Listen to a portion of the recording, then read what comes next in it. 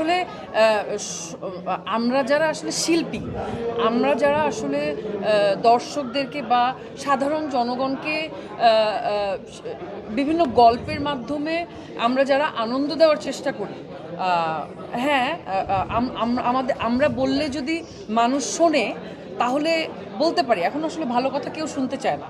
আমি 10টা ফালতু কথা বলি বা 10টা খারাপ কথা বলি, বা ধরো তোমরা আমাকে জিজ্ঞেস করো যে আমার মাসিক ইনকাম কত, বা আমি এবার ঈদে কত কোটি টাকার কত লাখ টাকার ড্রেস পরে আজকে এসেছি, ওই ভিডিওগুলো বেশি ভাইরাল হচ্ছে বা ওইগুলোর ভিউজ বেশি হচ্ছে। কিন্তু তোমরা যদি আমাকে জিজ্ঞেস করো যে আপু এই যে মানবতার যেই মানে আসলে আমরা যে মানুষ দিন দিন মনুষ্যত্ব হারিয়ে ফেলছে, এটা কি করলে বাড়বে আমি জানি না। আমি কি করলে বাড়বে আমি জানি না কি করলে পারবে, কিন্তু অ্যাটলিস্ট এটা না মানে আমাদের হাতেও নাই, আপনাদের হাতেও নাই। এটা প্রত্যেকে যার যার ব্যক্তিগতভাবে নিজ মানে স্বীয় অবস্থান থেকে সচেতন হতে হবে, স্বীয় অবস্থান থেকে কাইন্ডনেস মানে বাড়াতে হবে। মানে মানুষের প্রতি মানুষের যদি মানে ওই মায়া বা ওই দরদ না থাকে, একটা মানুষ রাস্তায় পড়ে থাকে কাতরালে যদি আমাদের পকেট থেকে আগে দৌড়ায় ওই মানুষটাকে উঠাইয়া মানে আমাদের পকেট থেকে পানির বোতল না বের হয়, যদি ফোন বের হয়, তাহলে আসলে এটা কিভাবে ঠিক হবে?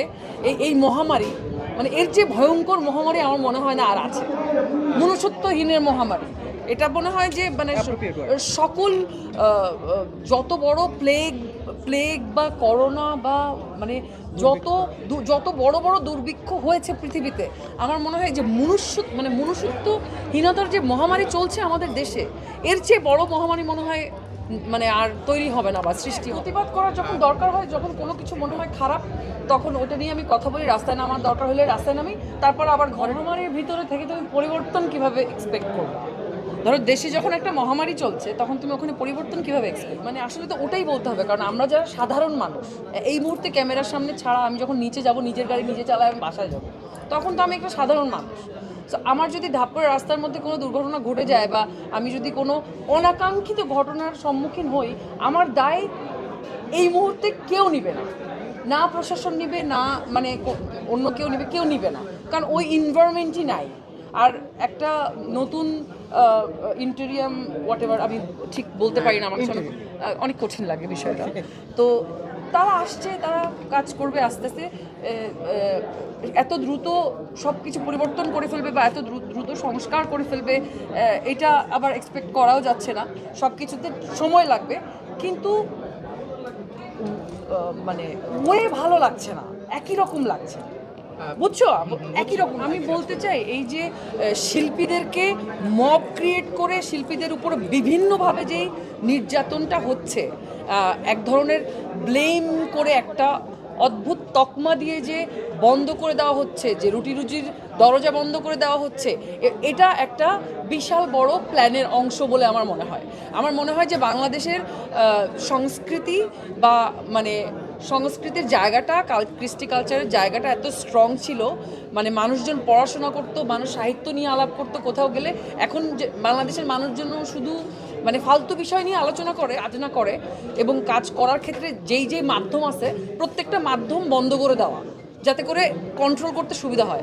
আমার কাছে মনে হয় এটা অনেক বড় কোনো প্ল্যানের অংশ। মানে এটা শুধু শুটিং হচ্ছে, অসুবিধা হচ্ছে দেখে এসে শুটিং হাউস বন্ধ করে দেওয়ার নির্দেশ, এগুলো না, এগুলো সব ওই যে মব যারা করছে, এটা নিশ্চয়ই কোনো না কোনো প্ল্যান করে করছে।